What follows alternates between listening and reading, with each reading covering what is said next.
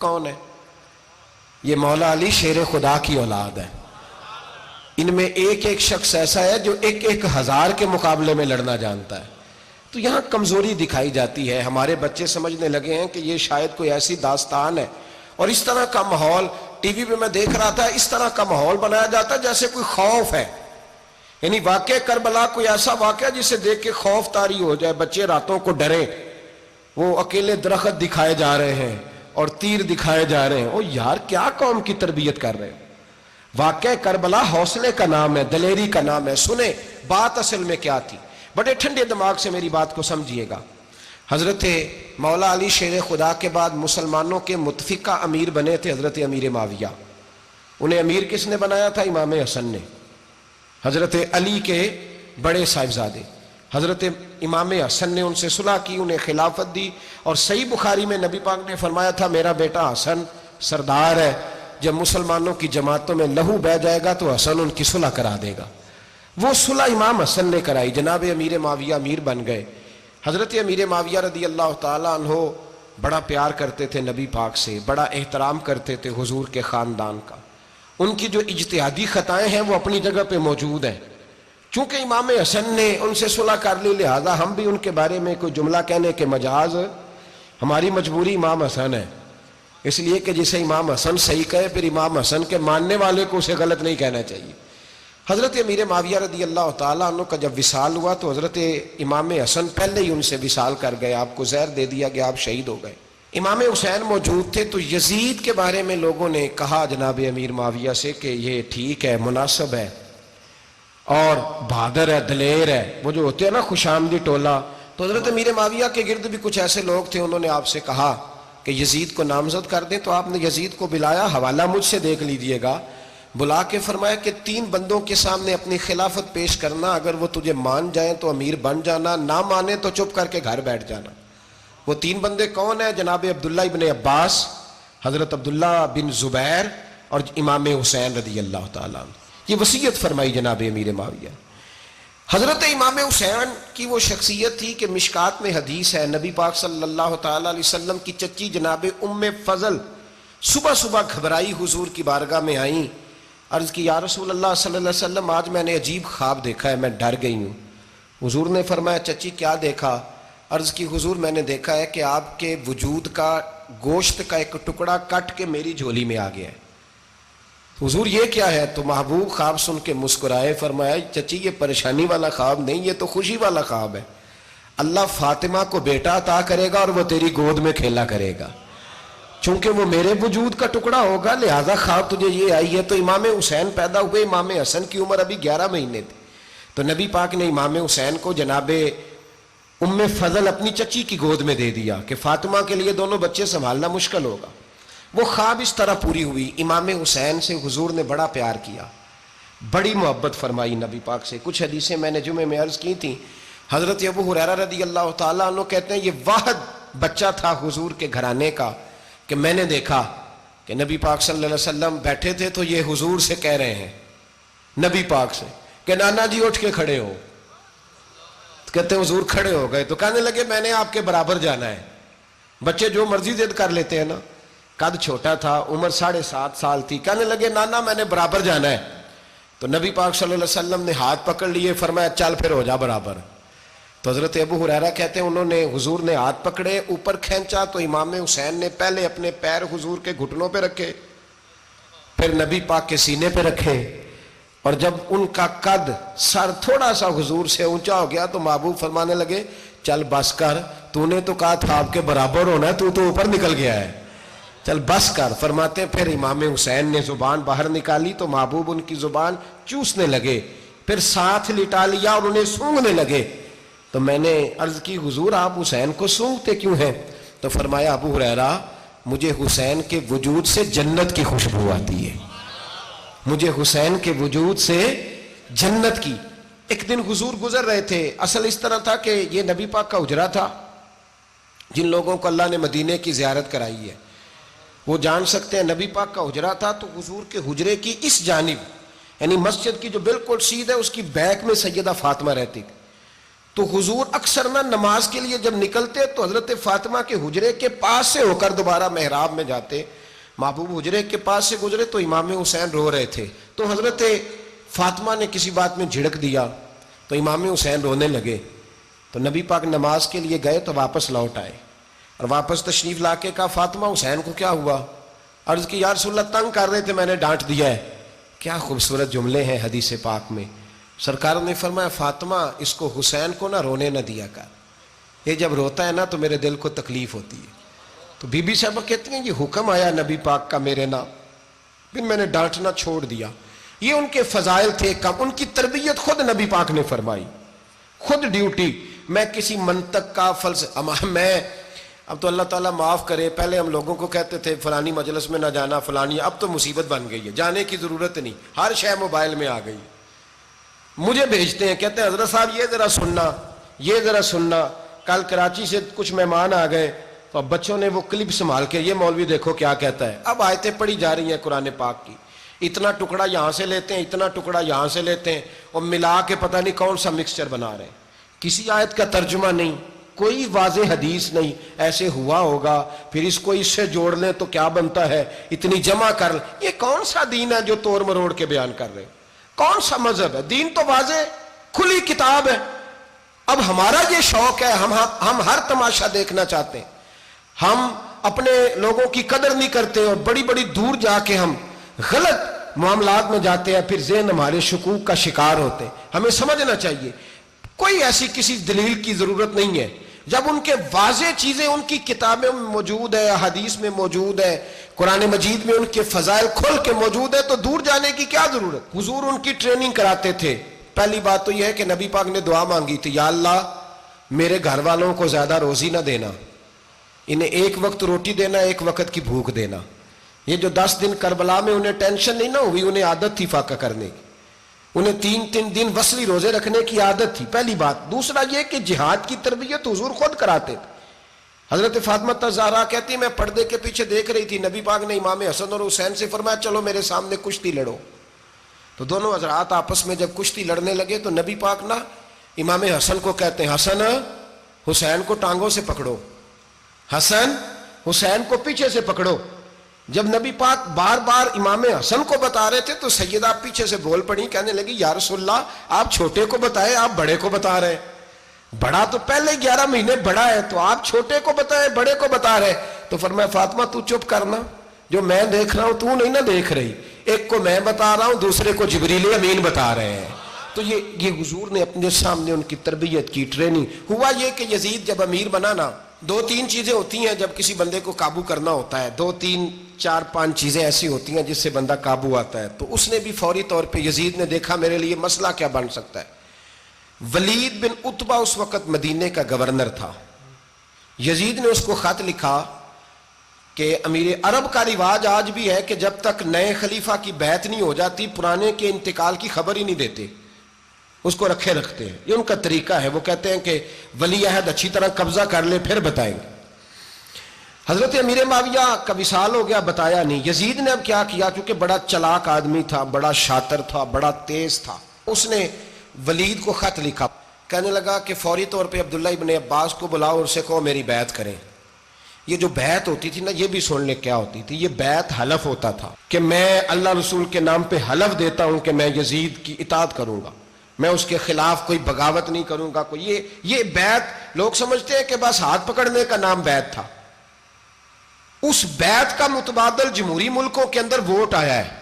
تو کہا بیعت کریں. حضرت عبداللہ ابن عباس کو بھی بلاؤ, عبداللہ بن زبیر کو بھی بلاؤ, امام حسین کو بھی بلاؤ. امام حسین آدھی رات کے وقت بیٹھے تھے مسجد نبوی میں, چونکہ 5 نمازوں کی آپ امامت کرتے. امام حسین نماز پڑھا کے عشاء کی بیٹھے تھے. جناب عبداللہ بن زبیر. عبداللہ بن زبیر کون تھے؟ یہ نبی پاک صلی اللہ علیہ وسلم کی پھوپھی پوتے تھے اور جناب صدیق اکبر کے نواسے تھے. حضرت عبداللہ بن زبیر اور جناب زبیر بن عوام عشرہ مبشرہ صحابی ہیں, ان کے بیٹے تھے.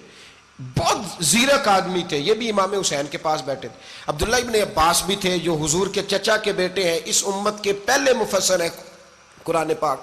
یہ لوگ بیٹھے تھے. تو ولید نے ایک بندہ بھیجا, اس نے آ کے کہا جناب آپ کو گورنر صاحب نے بلایا ہے. تو عبداللہ بن زبیر کہنے لگے حسین اس وقت بلانے کی بات سمجھ میں نہیں آئی. تو امام حسین بڑے بصیرت والے تھے, اللہ نے بصیرت دی تھی. کہنے لگے عبداللہ آپ کو سمجھ نہیں آئی, مجھے سمجھ آ گئی ہے, امیر معاویہ وصال کر گئے اور یہ ہمیں جو بلایا گیا ہے نا یہ یزید کی بیعت کے لیے بلایا گیا ہے. تو کہا پھر آپ آدھی رات کو نہ جائیں, آپ کے لیے خطرہ ہوگا. تو امام حسین فرمانے لگے خطرہ حسین کو نہیں ہوتا. نہیں, کہا پھر بھی آپ مہربانی کریں ذرا احتیاط سے جائیں. تو جناب عبداللہ ابن زبیر نے, عبداللہ ابن عباس نے 14 بندے نیزے دے کے تلواریں دے کے امام حسین کے ساتھ بھیجے اور کہا کہ امام حسین اگر اس نے کوئی غلط ملت بات کی نا, زبردستی بیعت کرنے کا کہا, تو آپ بس کوئی ایک بات اونچی آواز میں کر دینا, یہ سپاہی پیچھے آ جائیں گے. امام حسین ان 14 بندوں کو لے کے گورنر ہاؤس پہنچ گئے. جب آپ وہاں پہنچے اس نے بتایا, اس نے کہا جی حضرت امیر معاویہ انتقال کر گئے اور آپ نے یزید کی بیعت کرنی ہے. تو امام حسین فرمانے لگے میں چھپ کے بیعت نہیں کروں گا, مجمع لگاؤ, جمعے والے دن اعلان کرو, جو طریقہ ہے حضرت ابوبکر صدیق کا, جو طریقہ ہے حضرت عمر فاروق کا, جو انداز حضرت عثمان غنی کا ہے, جو مولا علی کا ہے, سر عام اعلان کرو. اگر ساری دنیا یزید کی بیعت کرے گی تو میں بھی تیار ہوں. تم مجھ سے بیعت لے کے پھر لوگوں کو بتانا چاہتے ہو کہ حسین بیعت کر رہے ہیں تو تم کیوں نہیں کر رہے؟ میں عام آدمی نہیں ہوں, لہذا چھپ کے بیعت نہیں کرتا. جب یہ بات کی نا تو ولید بڑا نرم دل تھا اور امام حسین کی شان کو جانتا تھا. وہ جانتا تھا یہ نبی پاک کا خاندان ہے. اس نے کہا جی مجھے تو حکم تھا, باقی آپ حضور کے نواز ہیں, میں کر کچھ. وہاں ایک بڑا بدبخت شخص بیٹھا تھا, عبد الملک بن مروان. وہ ولید سے کہنے لگا کہ اگر حسین آج تمہارے ہاتھ سے نکل گئے تو تمہارے لیے بہت بڑا مسئلہ کھڑا ہو جائے, انہیں جانے نہ دینا, یا بیعت کراؤ یا ان سے کہو جنگ کے لیے تیار ہو. تو امام حسین رضی اللہ تعالیٰ عنہ کے کانوں میں آواز گئی تو فرمانے لگے ابن مرجانہ, اگر تیرے اندر جرت ہے تو آ سامنے حسین کے, اس کے کانوں میں باتیں نہ کر, کانا پھوسی نہ کر, باہر آ میدان میں, شرارت نہ کر, باہر آ, میں تمہیں ابھی بتاتا ہوں کہ حسین سے مقابلہ کرنے کا انجام کیا ہے. یہ کہہ کہ امام حسین باہر نکلے, اپنے بھائی محمد بن انفیہ کو بلایا, عبداللہ بن زبیر, عبداللہ ابن عباس, ڈھیر سارے لوگ اکٹھے ہو گئے. فرمایا یہ معاملہ ہے, اب کیا کرنا ہے؟ تو وہ کہنے لگے حضور وقت ابھی مناسب نہیں ہے, آپ اس طرح کریں یہاں رکیں, ہم مکے سے, عراق سے, کوفے سے لوگوں کو بلاتے ہیں, یہاں ایک بڑی مجلس مشاورت قائم کرتے ہیں. امام حسین فرمانے لگے اگر تم مشاورت قائم کرو گے تو ولید اور عبد الملک بن مروان وہ تو جنگ کرنے کو تیار ہیں, اور نبی پاک نے فرمایا ایک مینڈا ہوگا جس کی وجہ سے مدینے کی گلیوں میں لہو بہے گا. فرمانے لگے میں وہ بکرا, وہ مینڈا نہیں بننا چاہتا. کہا پھر آپ کیا کریں گے؟ تو امام حسین رو پڑے, فرمانے لگے میں مدینہ چھوڑ جاؤں گا لیکن مدینے کی حرمت پامال نہیں ہونے دوں گا. امام علی مقام آدھی رات کے وقت نکلے. سیدہ فاطمہ کا دروازہ ایک اس دن تھا جس دن حضرت مولا علی کوفے چلے گئے تھے, اور دوبارہ آج تالا لگا جب امام حسین نکلے. آپ جنت البقیع کے پیچھے کھڑے ہو کے حضور کا روضہ دیکھنے لگے. اس وقت گنبد تو نہیں ہوتا تھا, روضہ دیکھنے لگے. نانا تیرے کرم کے خزینے کی خیر ہو, میں جا رہا ہوں تیرے مدینے کی خیر ہو. سارا خاندان لے گئے, مکے تشریف لے گئے. حج کے ایام قریب آنے والے تھے. امام حسین نے وہاں لوگوں سے باتیں کی. جب امام حسین وہاں پہنچے تو کوفے سے خط آنے لگے. کوفہ حضرت علی کا دار الخلافہ تھا, وہاں آپ کے محبین, پیار کرنے والے ڈھیروں تھے. انہیں خط لکھے کہ حضور آپ چپ کر کے بیٹھے ہوئے ہیں اور ہمارے اوپر یزید مسلط ہو گیا ہے. آپ اگر میدان میں نہیں نکلیں گے, آپ نہیں آئیں گے تو ہم اللہ کی بارگاہ میں شکوہ کریں گے کہ کوئی ہماری کمان کرنے کو تیار ہی نہیں ہوا. اور وہ خط 1 2 3 نہیں آئے, وہ خط اتنے تھے کہ 3 بوریوں میں بھرے تھے امام حسین نے, 3 بوریوں میں. اب مجبوری ہو جاتی ہے, حق کے لیے کئی دفعہ بات کرنا مجبوری ہوتی ہے, اگر نہیں کرے گا تو پھر اس کو بھی قبر میں جواب دینا پڑے گا. امام علی مقام رضی اللہ تعالیٰ عنہ نے مکے میں اب لوگوں کو جمع کیا مشورے کے لیے. ہر بندے نے کہا حضور وہ بلا تو رہے ہیں پر اپنے وعدوں کے پکے. کہا حضور وہ پکے نہیں, آپ نہ جائیں. ہر بندے نے کہا حالات ٹھیک نہیں, حالات گراؤنڈ ریالٹی صحیح نہیں. یہی مشورہ آج بھی ہر بندہ دیتا ہے, ابھی حالات نہیں. اتنے خراب حالات کبھی نہیں ہوئے تھے جتنے امام حسین کے دور میں تھے. لیکن فرمایا میں دین کے خلاف غلط حکمران کو مسلط ہونے کی اجازت, بول کے بتائیے, بول کے, غلط حکمران کو مسلط ہونے کی اجازت, مزاحمت کروں گا, مخالفت کروں گا. امام کہنے لگے کوئی بات نہیں, وہ میرے ساتھ چلے نہ چلے لیکن میں کوفے جاؤں گا. وہ لوگ میرے ساتھ کھڑا ہونے کو تیار ہے تو وہ جھوٹ ہے یا سچ ہے، پر میں چلوں گا۔ جب امام علی مقام نے اصرار فرمایا تو جو آپ کے قریبی صحابہ کرام کی اولادیں تھی ساری، یہ بھی اب بیماری ہے، کچھ لوگ کہتے ہیں جی صحابہ نہیں ساتھ چلے، تو میں کہتا ہوں اہل بیت نبوت کے تو کل افراد 21 تھے، تو 72 میں باقی اولادیں کس کی تھی؟ وہ ساری صحابہ کی اولادیں تھیں، وہ سارے۔ پتہ نہیں کیوں اس طرح کا فلسفہ بیان کیا جاتا ہے جس میں حالات خراب ہو۔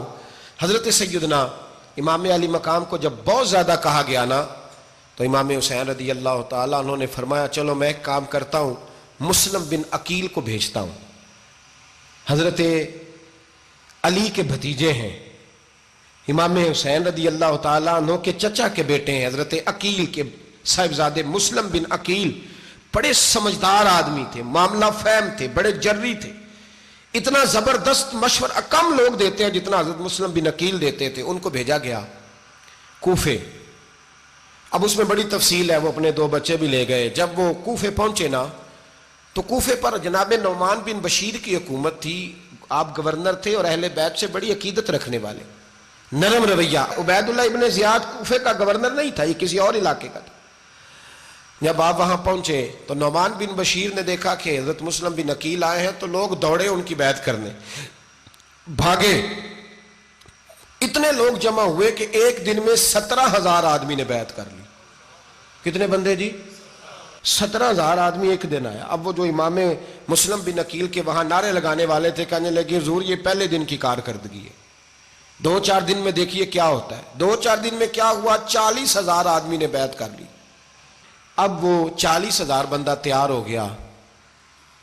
ادھر سے جو یزید کے وفادار تھے انہوں نے خط لکھا یزید کو کہ تو نے بڑا نرم آدمی گورنر بنایا ہے اور 40,000 بندہ چلا گیا حسین کی طرف، اگر ایک دن مسلم بن عقیل اور رہے تو جو تمہارا گورنر بیٹھے ہیں نا جناب نعمان بن بشیر، ان کو گورنر ہاؤس سے نکال کے مسلم بن عقیل قبضہ کر لیں گے، تو چپ کر کے بیٹھا ہے۔ یزید بڑا تیز تھا، اس نے ایک آدمی گھوڑے پہ دوڑایا۔ عبید اللہ ابن زیاد ایک اور علاقے کا گورنر تھا، پر بڑا ظالم سا بدماش تھا، بڑا سخت گیر آدمی تھا۔ اس کو کہا کہ تو پہلے ایک صوبے کا گورنر ہے، جا تجھے دوسرا صوبہ بھی دیا، اس طرح کار فوری طور پہ کوفے پہنچ اور جا کے مسلم بن عقیل کو گرفتار کر، جو آدمی ان کا ساتھ پھر بھی دے اسے قتل کر دے۔ اس نے کیا کیا؟ وہ آدھی رات کو آیا، منہ چھپایا، جبہ پہنا، لوگ سمجھے امام حسین آ گئے۔ بہت سارے لوگوں نے اس کے نعرے بھی لگائے۔ وہ چپکے سے داخل ہوا اندر، اور چپکے سے داخل ہو کے اس نے سب سے پہلا کام یہ کیا کہ نعمان بن بشیر رضی اللہ عنہ کو معزول کیا، کوفے کے گورنر اس پہ قبضہ کیا۔ پھر اس نے اسی وقت سوئے ہوئے سرکردہ لوگ، جس طرح ایک گاؤں کا چودھری دوسرے کا محلے میں قبیلوں کے جو لوگ تھے چودھریوں کو بلایا، کچھ کو سزائیں دیں، کچھ کو سخت کہا، کچھ کو ان کے عیب گنوائے کہ وہ تمہارا فلانا مسئلہ پھر خراب کر دوں گا، بلیک میل کیا۔ صبح ہونے تک حالات اگر تم نے میرے قابو میں نہ کیے تو یاد رکھنا بڑا مشکل ہوتا ہے حق پہ کھڑا ہونا، بڑی چیزیں لوگوں کو یاد آتی ہیں، اللہ جانتا ہے۔ پہلے کچھ ہوتا ہے، بعد میں معاملہ کچھ ہوتا ہے۔ حضرت مسلم بن عقیل کے ساتھ جس دن عبید اللہ ابن زیاد آیا 40,000 کا لشکر تھا۔ اگلے دن صبح ہوئی، اگلے دن تو یہ حال ہو گیا کہ آپ جب کوفے کی جامع مسجد میں زور کی نماز کے لیے گئے تو 5-7 ہزار آدمی نماز پڑھنے آیا، اور جب مغرب کا وقت آیا تو لوگوں نے چند ہزار لوگ رہ گئے، نماز کی نیت باندھی۔ توجہ کرنا میری بات پہ، ایک مسئلہ بھی سمجھ میں آئے گا۔ لوگوں نے نماز کی نیت باندھی تو حضرت مسلم بن عقیل امامت کر رہے ہیں، ہاتھ باندھے ہوئے ہیں، تو بہت سارے لوگوں نے پیچھے ہاتھ چھوڑ دیے۔ ایک بندے نے دوسرے سے پوچھا وہ ہاتھ کیوں نہیں باندھتے؟ کہنے لگے اگر عبید اللہ ابن زیاد کے کسی بندے نے دیکھ لیا نا تو ہم اسے کہیں گے ہم تو نماز پڑھ ہی نہیں رہے تھے، ویسے ہی کھڑے تھے، ہاتھ ہی نہیں باندھے سرے سے۔ جب نماز کی امامت باندھی تو 10-11 صفیں تھیں۔ جب مسلم بن عقیل رضی اللہ تعالیٰ عنہ نے سلام پھیرا تو پیچھے بندہ ہی کوئی نہیں تھا۔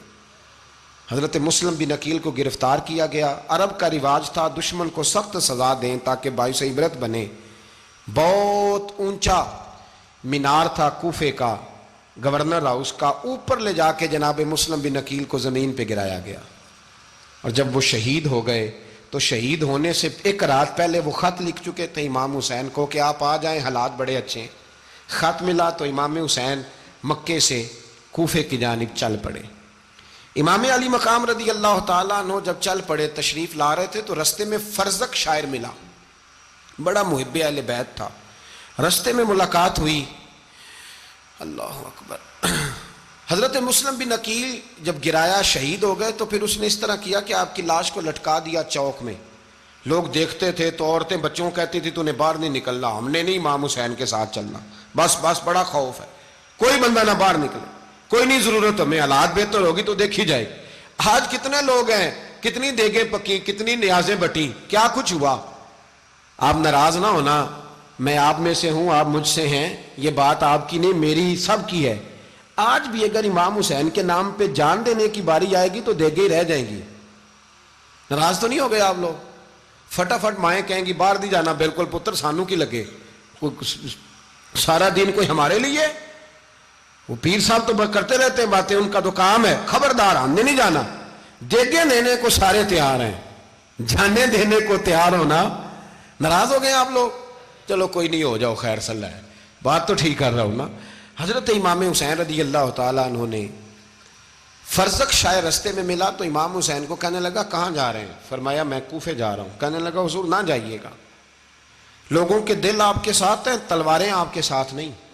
سیدنا امام حسین رضی اللہ تعالیٰ عنہ کو آ کے کہا حضور وہ سارے کوفے والے مانتے ہیں کہ بات حسین کی ٹھیک ہے لیکن آپ کی سپورٹ نہیں کریں گے۔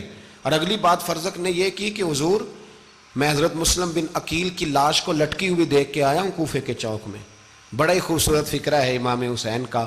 فرمانے لگے میرا بھائی لٹکا ہوا تھا، کہیں کسی کے آگے جھکا تو نہیں تھا؟ لٹکا ہی تھا نا، کہیں جھکا تو نہیں کسی کے آگے؟ کہا حضور نہیں۔ تو آپ فرمانے لگے اگر مسلم بن عقیل لٹک گیا تو حسین بھی لٹک جائے گا، لیکن جھکے گا۔ حضرت امام حسین تشریف لائے، بچوں سمیت آئے۔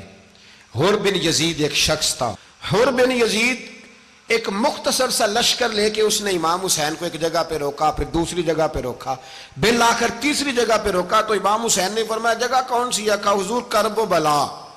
فرمایا بس یہی خیمے لگا دو، یہی۔ حضرت سیدہ زینب نے پوچھا امام حسین سے کہ سارے زمانے نے روکا ہے، ٹھیک ہے آپ حق پہ ہیں، یہ بھی سب نے کہا ہے آپ حق پہ ہیں، پر روکا بھی سب نے، آپ روکے کیوں نہیں؟ تو ابن کثیر اور ابن اسیر لکھتے ہیں کہ امام حسین رو پڑے، کہنے لگے بہن میں رک جاتا پر میں نے رات کو نانا مصطفیٰ کو خواب میں دیکھا ہے۔ تو حضور نے فرمایا حسین اگر آج یہ رواج پڑ گیا نا یزید جیسے لوگوں کا تو قیامت تک پڑا رہے گا، پھر لوگ کہیں گے کوئی نکلا نہیں تھا تو ہمیں بھی نکلنا، پھر لوگ ظالموں کے سامنے گردنیں جھکانے کے عادی ہو جائیں۔ میں کہتا رہتا ہوں، کہہ رہا ہوں، کربلا کی جنگ کفر اسلام کی جنگ نہیں، کفر اسلام کی جنگ نہیں کربلا کی، کیونکہ یزید تو بڑا پکا نمازی تھا، خطبہ دیتا تھا وہ تو۔ جب امام حسین رضی اللہ تعالیٰ عنہ نے کربلا کے میدان میں جمعے کا دن تھا تو یزید کے سامنے کو بات کرنی شروع کی عمر بن سعد کے سامنے، تو عمر بن سعد کہنے لگا حسین زیادہ باتیں نہ کر، ہمارا جمعہ لیٹ ہو رہا ہے، جنگ کے لیے تیار ہو، فٹافٹ آ۔ اہل بیت نبوت کو قتل کریں گے اور قتل کے بعد پھر نماز پڑھیں گے اور پھر کہیں گے اللہم صلی علی محمد وعلی آل محمد، اسی نماز میں پھر درود بھی پڑھیں گے۔ یہ کیسا مرتبہ ہے، کیسا انداز ہے، دوستی قاتل سے بھی مقتول سے یارانہ بھی۔ امام حسین نے حر بن یزید امام حسین سے کہنے لگا مجھے حکم ہے آپ کو روکنے کا، آپ آگے نہیں جا سکتے۔ امام صاحب نے فرمایا وجہ؟ زمین اللہ کی ہے۔ اس نے کہا آپ بیعت نہیں کر رہے، یزید کی حالات آپ کے حق میں درست نہیں ہیں، آپ نہیں جائیں گے۔ امام روک گئے۔ ظہر کی نماز کا وقت ہوا تو حضرت علی اکبر امام حسین کے بڑے صاحبزادے انہوں نے اذان ظہر پڑھی تو حر بن یزید کے لشکر نے امام حسین کے پیچھے نماز ادا کی۔ کہا بھئی تم مقابلے میں آئے ہو نماز پیچھے پڑھتے ہو؟ کہا حضور مقابلہ تو تلواروں سے کر رہے ہیں پر ہمارا دل تو مانتا ہے نا کہ مصطفیٰ کا نواسہ بڑی شان والا ہے۔ حر بن یزید نے 3 نمازیں لشکر سمیت امام حسین کے پیچھے پڑھی ہیں، 3 نمازیں، ظہر اثر اور مغرب۔ پھر امام حسین کے سامنے شرائط پیش کی کہ آپ کو یہاں گھیر لیا گیا ہے، یہاں آپ بیعت کریں گے، یہاں جنگ کریں گے، 2 ہی باتیں۔ امام حسین نے فرمایا نہیں بھائی بیعت تو میں نہیں کرتا، اس کے علاوہ تم جو کہتے ہو میں کرنے کو تیار ہوں۔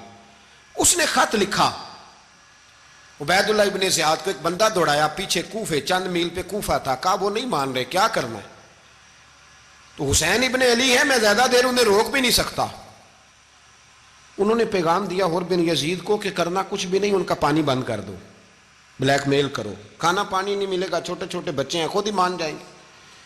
حضرت امام علی مقام کے بارے میں حر کے پاس جب یہ پیغام آیا تو حر کہنے لگا میری طبیعت نہیں مانتی حسین پر پانی بند کروں، دل نہیں مانتا۔ جب یہ لفظ کہے نا دوبارہ تو پھر عبید اللہ ابن زیاد نے عمر بن سعد کو 10,000 آدمی دے کے بھیجا، کہا حر بن یزید لچک دکھا رہا ہے حسین کے حق میں۔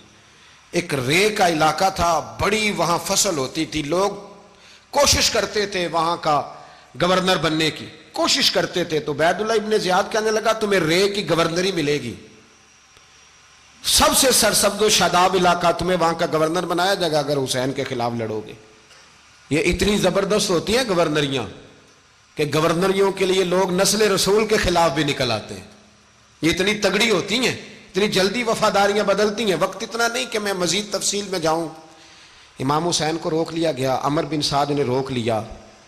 یکم محرم کو امام آئے، 7 محرم تا روکا گیا، 7 محرم کو پانی بند کر دیا۔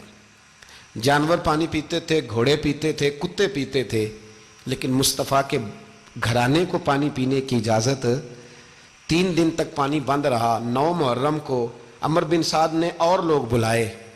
شمر ایک بڑا سخت آدمی تھا، سنگ دل بدبخت، جس نے حضرت علی اصغر کے گلے پر تیر مارا تھا، وہ اور لشکر لے کے آیا۔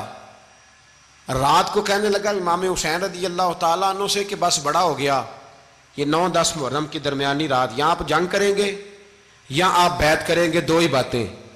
امام حسین اندر گئے، سیدہ زینب سے مشورہ کیا، باہر آئے، فرمایا بات وہی ہے جو پہلے دن والی ہے۔ امام حسین رضی اللہ تعالیٰ عنہ نے فرمایا بھائی بیعت تو میں نہیں کرتا، باقی جو تمہارا پروگرام ہے۔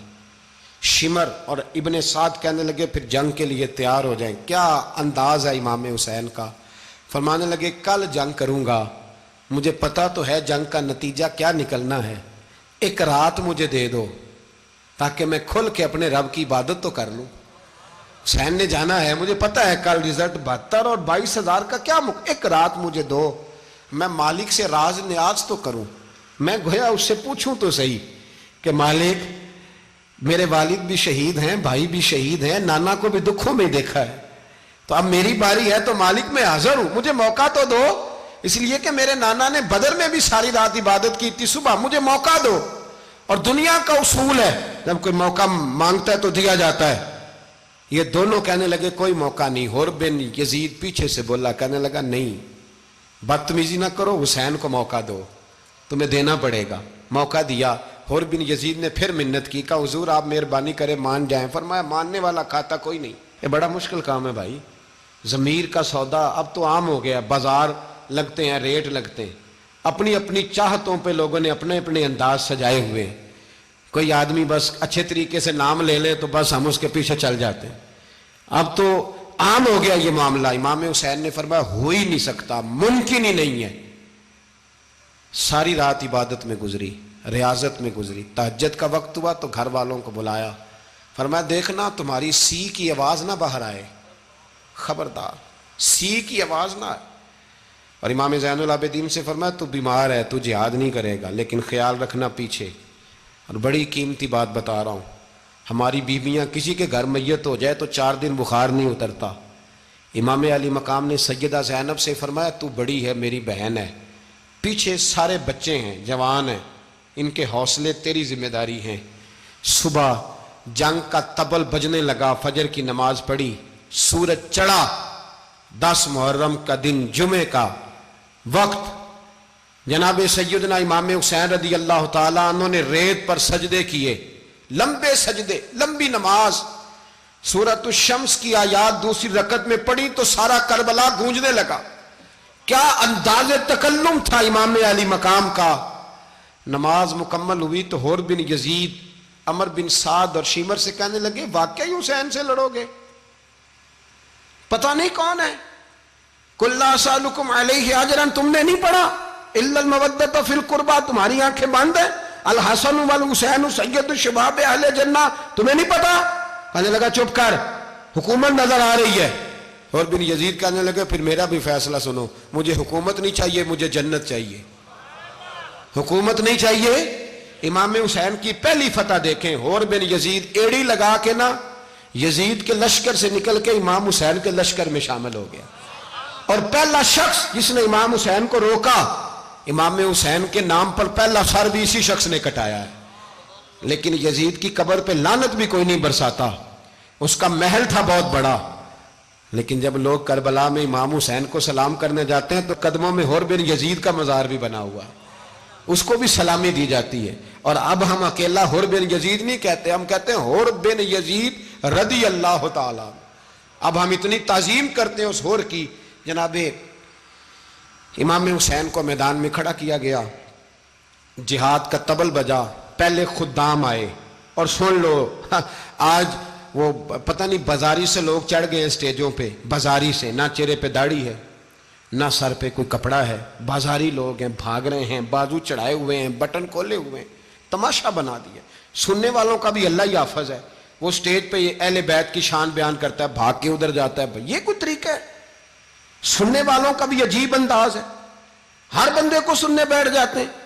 دین مہذب ہے، تہذیب والا ہے، دلائل رکھتا ہے، دین وقار رکھتا ہے، ایسے لوگ اب دین بیان کریں گے؟ حضرت سیدنا امام حسین رضی اللہ تعالیٰ عنہ صبح جب جہاد کا وقت آیا، پتہ ہے کون کون تھے کربلا میں؟ امام حسین کے ساتھ امام حسین کے 4 بھائی تھے کربلا میں۔ کتنے؟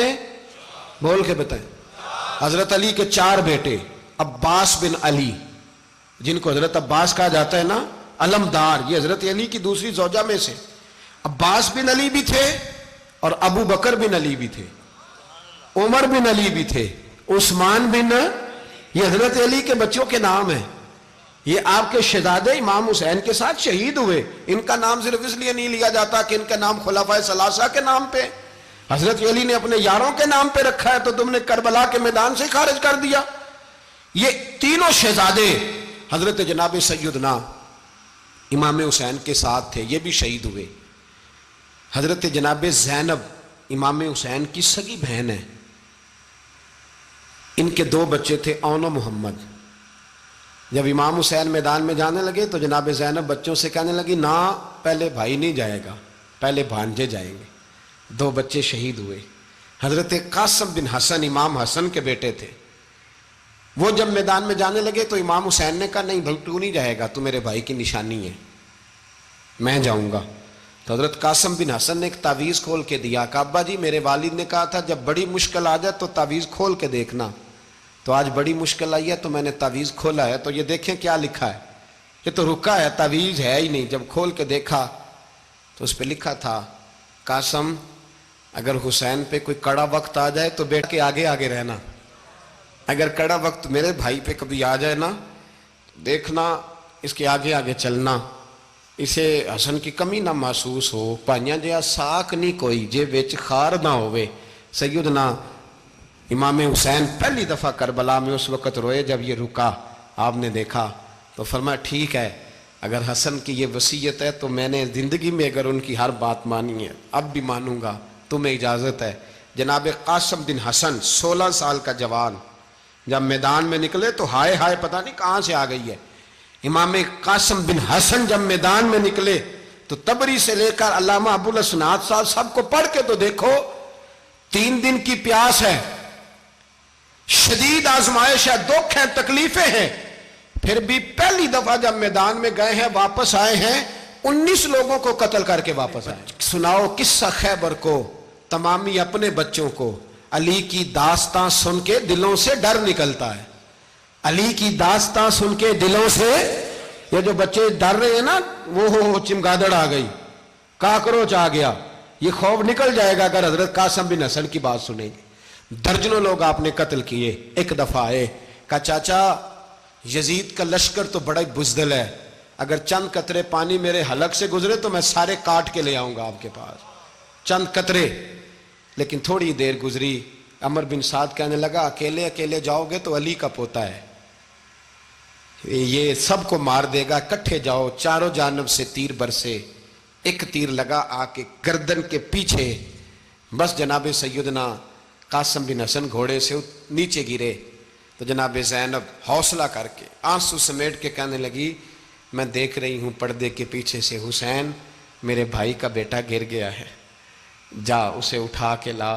حضرت امام حسین ان کو اٹھا کے لائے تو امام حسین نے سینے سے لگایا ہوا تھا تو ان کے پیر، ان کا قد لگتا تھا امام حسین سے زیادہ ہے، اٹھا کے لایا، لٹا دیا گیا۔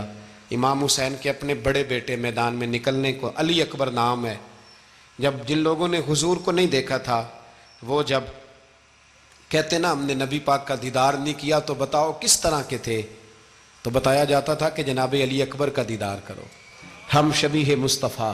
اور جب وہ گلیوں میں نکلتے تھے تو عورتیں چھتوں پہ چڑھ جاتی۔ جناب علی اکبر رضی اللہ تعالیٰ عنہ تلوار لے کے میدان میں نکلے، جوان بیٹے دینے بڑے مشکل۔ او یارو رٹا کیا ہے یہ تو بتاؤ، کہ ظالم آدمی حکمران، یار یہ رٹا ہے، ایک ظالم کا رستہ روکنا ہے، اس رٹے کے لیے ہم شبیہ مصطفیٰ۔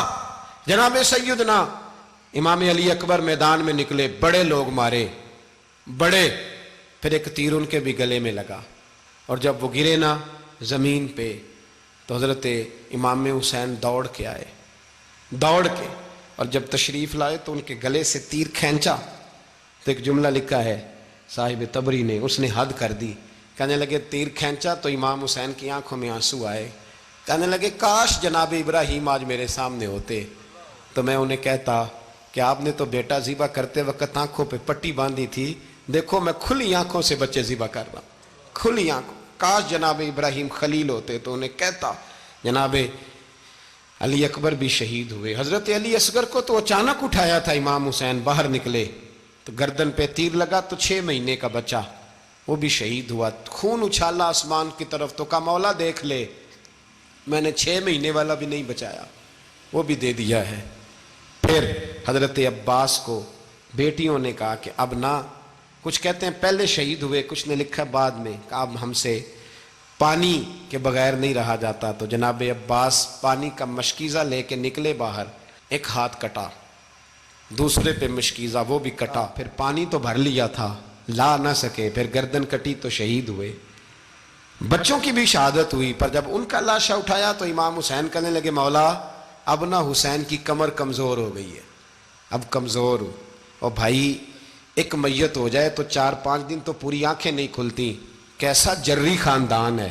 تھوڑی دیر گزری تو امام علی مقام نے پٹکا باندھا، سر پہ دستار باندھی، مولا علی کی تلوار پکڑی، نبی پاک کا امامہ باندھا اور گھوڑے پہ سوار ہوئے تو کہنے لگے زینب گھر تیرے حوالے اور میں اللہ کے حوالے، گھر تیرے حوالے اور میں، اور پھر امام حسین نکلے، امام علی مقام نکلے۔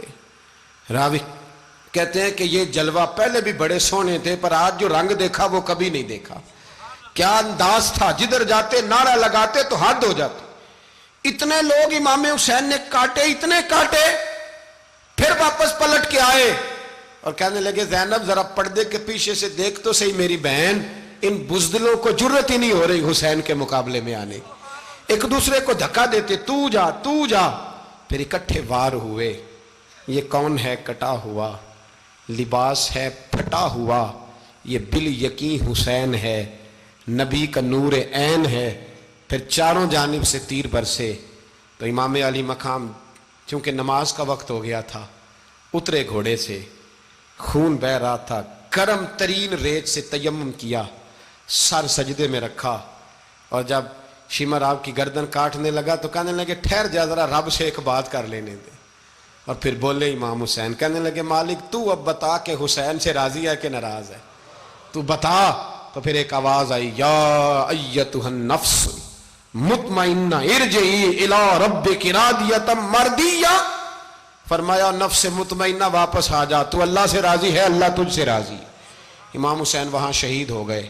اب یہ قافلہ امام حسین کا سر کاٹ، ذرا دیکھنا غور کرنا، سر کاٹ کے نیزے پہ رکھا ہے، جسم کربلا میں پڑا ہے، عورتوں کو گھوڑوں پہ بٹھا کے لے جایا گیا یزید کے دربار میں۔ یزید پہلے عبید اللہ ابن زیاد نے بدتمیزی کی، پھر یزید نے کی۔ سعودی عرب کا ایک مولوی بول رہا تھا، سعودی عرب کا، ان سے بھی بڑا عشق ہے، جس نے تقریر سننی ہو میرے پاس ہے۔ ہمیں لوگ مشورے دیتے ہیں کہ جو یزید کو اچھا کہے اور حسین کو باغی کہے اس کو ہم امام مان لیں، اس بے شرم بے حیا کو جو نبی پاک کے گھرانے کے بارے میں بکے اسے امام سعودی عرب میں مسجد نبی میں درس دینے والا جس نے تقریر سننی ہو میرے پاس ہے، وہ کہتا ہے یزید تو بڑا اچھا آدمی تھا، اس نے تو بڑی خدمت کی، تو میں نے اسے کہا رشتہ داری کر لیا یزید کے ساتھ، قریب ہو جا۔ شرم نہیں آتی؟